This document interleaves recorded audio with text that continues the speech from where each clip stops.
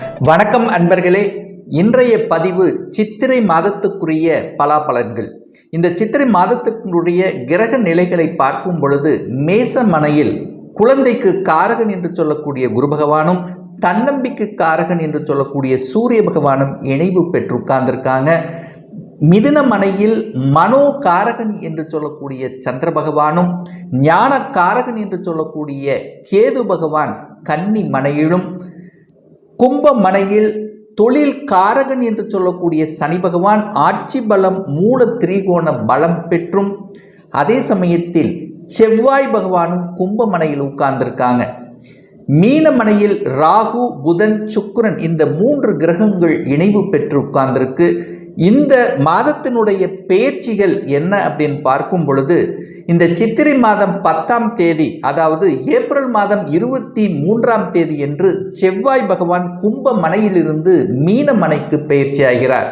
So அதே போல இந்த சித்திரை மாதம் 11ஆம் தேதி, அதாவது ஏப்ரல் மாதம் 24ஆம் தேதி என்று சுக்கிர பகவான் மீன மனையிலிருந்து மேச மனைக்கும், சித்திரை மாதம் 18ஆம் தேதி, அதாவது இந்த மே மாதம் 1ஆம் தேதி என்று குரு பகவான் மேச மனையிலிருந்து ரிஷப மனைக்கு பெயர்ச்சியாகிறார். அதே போல இந்த சித்திரை மாதம் 27ஆம் தேதி, அதாவது மே மாதம் 10ஆம் தேதி என்று புதன் பகவான் மீனமனையிலிருந்து மேசமனைக்கு பெயர்ச்சியாகிறது. ஸோ இந்த கிரக நிலைகளினுடைய அந்த சுழற்சியை வைத்துக்கொண்டு என்ன மாதிரியான பலன்கள், சாதகம் என்ன பாதகம் என்ன, எதை செய்யலாம் எதை செய்யக்கூடாது, என்ன மாதிரியான தெய்வ வழிபாடு இந்த மாதம் உங்களுக்கு உகந்தது என்பதை பற்றித்தான் டீட்டெயிலாக பார்க்க போகிறோம். அதற்கு முன்னால் நம்முடைய சேனலை ஃபர்ஸ்ட் டைம் நீங்கள் பார்ப்பவர்கள் என்றால் மறக்காம சப்ஸ்கிரைப் பண்ணிக்கிங்க. மீனம் ராசி அன்பர்களுக்கு இந்த சித்திரை மாதம் எப்படி இருக்கும் அப்படின்னு பார்க்கும் பொழுது, அது குறிப்பாக தொழில் சார்ந்த விஷயங்கள், வியாபாரம் சார்ந்த விஷயங்கள், வேலை சார்ந்த விஷயங்கள் எப்படி இருக்கும்னு பார்க்கும் பொழுது, 10ஆம் அதிபதியாக இருக்கக்கூடிய உங்க ராசிநாதனாக இருக்கக்கூடிய குரு பகவான் 2ஆம் இடம் என்கின்ற தனஸ்தானம், குடும்பஸ்தானம், வாக்குஸ்தானத்தில் அமர்ந்து கொண்டு அந்த குரு பகவான் தனது 9ஆம் பார்வையாக 10ஆம் இடத்தை பார்க்கிறார். அப்ப 10ஆம் இடத்தை பார்க்கும்போது நிச்சயமா வேலை சார்ந்த விஷயங்கள் நல்லவைகளாக இருக்கக்கூடிய தன்மை தான்.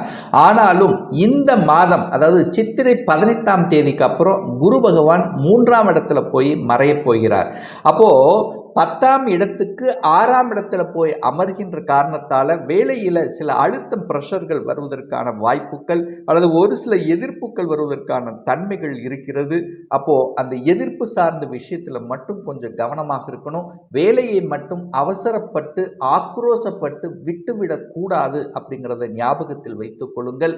அதே 10க்குரியவனான அந்த குரு பகவான் 11ஆம் இடத்தை பார்ப்பது உங்களுக்கு நன்மையை தரக்கூடிய அமைப்பு. அதாவது செய்யக்கூடிய தொழில்கள், வேலையில் லாபத்தை தரக்கூடிய வாய்ப்புகளையும் சந்தர்ப்பங்களை ஏற்படுத்தும். புதன் உங்க ராசியிலேயே இருக்கின்ற காரணத்தால புத்திசாலித்தனம் அதிகமாக இருக்கும். ஒரு நல்ல ஸ்ட்ராட்டஜிக் பிளான் வகுத்து திறம்பட செய்யக்கூடிய வாய்ப்புகளையும் சந்தர்ப்பங்களையும் நிச்சயமாக ஏற்படுத்தும். அதே சமயத்தில் 6க்குரியவன் கடன், நோய், எதிர்ப்பு, பகையை தரக்கூடிய அந்த சூரிய பகவான் 2ஆம் இடம் என்கின்ற தனஸ்தானம், வாக்குஸ்தானத்தில் உச்ச பலத்தோட வலிமையை உட்கார போகிறார். அப்போ சின்ன சின்ன எதிர்ப்புகள், குடும்பம் சார்ந்த விஷயத்தில் கொஞ்சம் அந்த காரசாரமான விவாதங்கள் வருவதற்கான வாய்ப்புகள் இருக்கு. அப்ப கணவன் மனைவி சார்ந்த விஷயத்துல கொஞ்சம் விட்டு கொடுத்து அனுசரணையோடு செல்லணுங்கிறத ஞாபகத்தில் வைத்துக் கொள்ளுங்கள். என 7ஆம் இடத்தில் சர்ப்ப கிரகம் என்று சொல்லக்கூடிய கேதுவும் உட்கார்ந்திருக்கார்.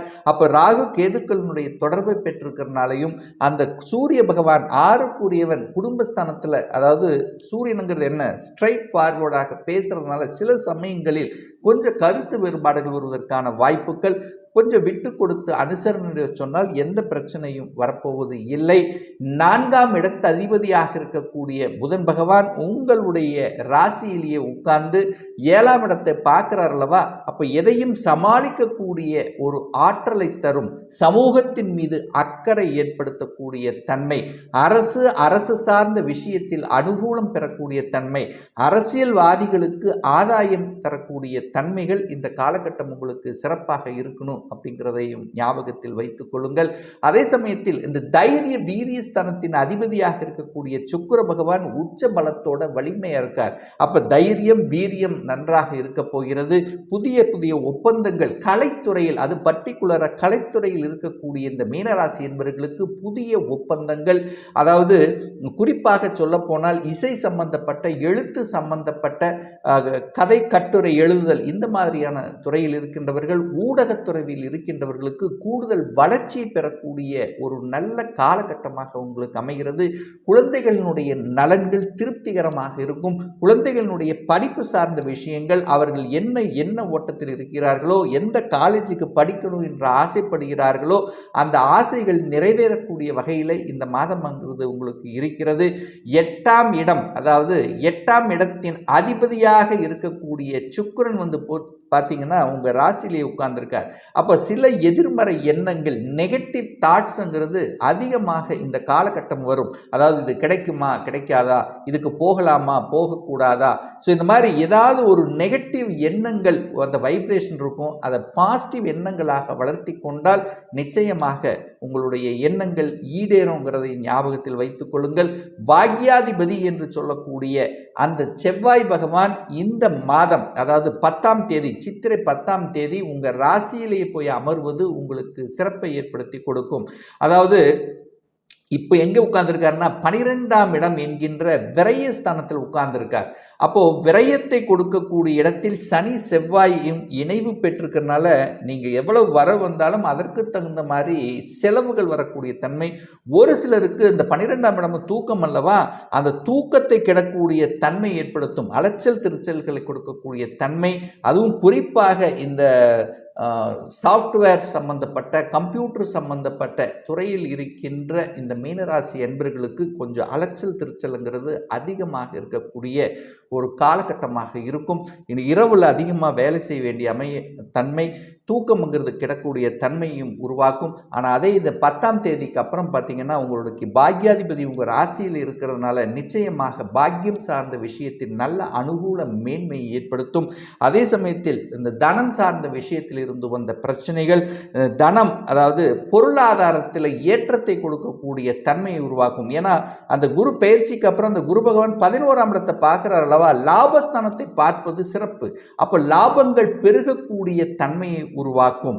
அதே சமயத்தில் இந்த குரு பயிற்சிக்கு அப்புறம் அந்த குரு 7ஆம் இடத்தை பார்க்கிறார். அப்போ திருமணம் சார்ந்த விஷயத்தில் தொந்தரவுகள், கணவன் மனைவிக்குள்ளே பிரிந்தவர்கள் ஒன்று சேர்வதற்கான வாய்ப்புகள், கூட்டு தொழிலில் சின்ன சின்ன சங்கடங்கள் இருந்தாலும் அந்த சங்கடங்கள் தீர்க்கக்கூடிய வாய்ப்புகள். அதே சமயத்தில் 9ஆம் இடத்தை பார்க்கிறார் அல்லவா, 9ஆம் இடம் என்பது வெளிநாட்டை குறிக்கக்கூடிய இடம். அப்போ வெளிநாட்டு யோகம் இருக்கிறது. அது குறிப்பாக வெளிநாட்டில் கல்வி பயிலக்கூடிய யோகம். அப்போ கடந்த சில வருடங்களாகவே நான் ஒரு மேற்படிப்பு படிக்கணும், உயர்கல்வி படிக்கணும், அது வெளிநாட்டில் போய் படிக்கணும் என்கின்ற எண்ண ஓட்டத்தில் இருக்கின்ற இந்த மீனராசி என்பவர்களுக்கு அந்த எண்ணங்கள் ஈடேறக்கூடிய தன்மையும், ஒரு சிலர் பார்த்தீங்கன்னா ரிசர்ச் சார்ந்த துறையில் கொஞ்சம் தொய்வு ஏற்பட்டிருக்கும் அல்லவா, இப்போ இந்த காலகட்டம் ரிசர்ச்சில் உங்களுக்கு தொய்வெல்லாம் அந்த மந்தத்தன்மை விலகி சுறுசுறுப்பாக செயல்பட்டு அதில் வெற்றியடையக்கூடிய தன்மை நிச்சயமாக ஏற்படுத்தும். அதாவது அந்த கன்னி மனையை குரு பார்க்கின்ற காரணத்தால அந்த கன்னி என்பது சாஃப்ட்வேர் சம்பந்தப்பட்ட, அதாவது தன்னுடைய அறிவை புத்தியை வச்சு செய்யக்கூடிய அனைத்து விதமான தொழில்களில் நல்ல லாபத்தை தரக்கூடிய தன்மை. ஒரு கன்சல்டன்சியாக இருக்கலாம், ஒரு மார்க்கெட்டிங்கில் டார்கெட் வச்சு செய்யக்கூடிய தொழிலாக இருக்கலாம். ஸோ இதெல்லாமே பார்த்தீங்கன்னா உங்களுக்கு ஒரு நல்ல வளர்ச்சியை கொடுக்கக்கூடிய ஒரு காலகட்டமாக அமைகிறது. தந்தையின் மூலமாக நல்ல பல அனுகூலங்கள், மேன்மைகள் கிடைக்கக்கூடிய தன்மை. தந்தையினுடைய சொத்துக்கள் சார்ந்த விஷயத்திலிருந்து வந்த பிரச்சனைகள் விலகக்கூடிய அல்லது அதுக்கு முற்றுப்புள்ளி வைக்கக்கூடிய தன்மை. தந்தையின் மூலமாக அனுகூலம், ஆதாயம், தந்தையின் மூலமாக 4 காசு உங்கள் குடும்பத்துக்கு வரக்கூடிய தன்மை நிச்சயமாக உண்டு.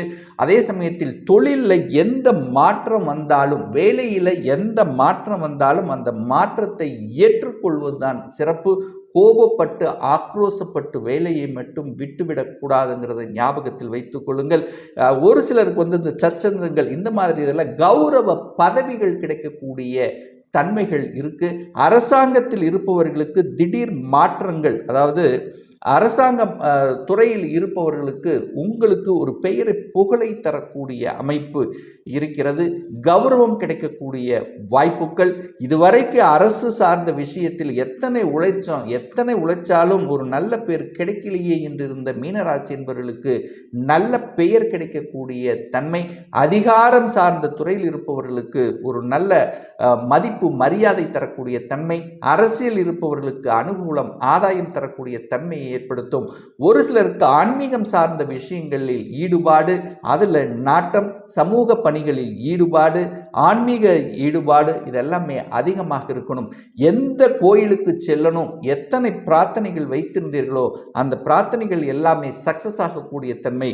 ஒரு சிலருக்கு குலதெய்வ யாத்திரைகள் செல்லக்கூடிய வாய்ப்புகளும் சந்தர்ப்பங்களும் கிடைக்கப்பெறும்.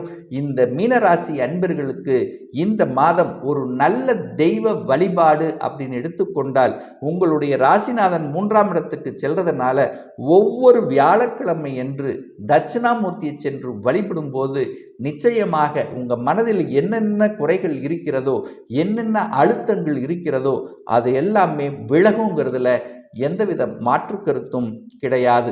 இப்போ நான் சொன்னது கோச்சார ரீதியான இந்த மாதத்துக்குரிய ஒரு பொதுவான பலன்கள் தான்.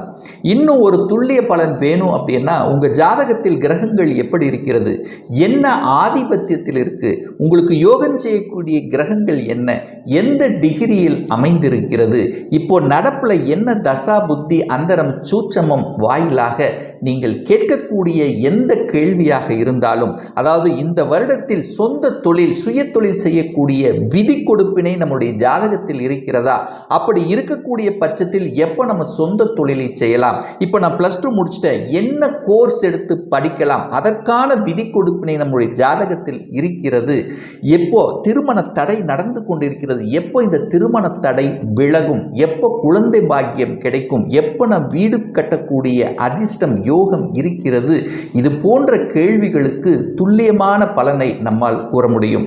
ஒரு பர்சனல் கன்சல்டேஷன் எடுத்துக்கணும், அதாவது ஒரு சொந்த ஜாதகம் பார்க்கணும் என்று விருப்பமுடைய அன்பர்கள் டிஸ்பிளேயில் தெரியக்கூடிய நம்பருக்கு வாட்ஸ்அப் மூலியமாகவோ ஃபோன் கால் மூலியமாகவோ தொடர்பு கொண்டு அப்பாயின்மெண்ட் பெற்றுக்கொண்டு கன்சல்டேஷன் எடுத்துக்கலாம்.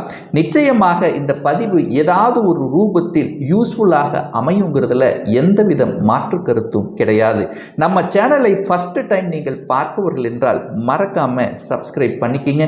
பக்கத்தில் இருக்கின்ற பெல் பட்டன் மற்றும் ஆல் நோட்டிஃபிகேஷனை கிளிக் பண்ணும்போது நான் போடக்கூடிய அடுத்தடுத்த பதிவுகள் உங்களுடைய நோட்டிஃபிகேஷனில் வந்து சேர்ந்தும். மீண்டும் ஒரு நல்ல பதிவில் உங்களை சந்திக்கும் வரை உங்களிடமிருந்து விடைபெறுவது உங்கள் அஸ்ட்ராலஜர் டாக்டர் சதீஷ்.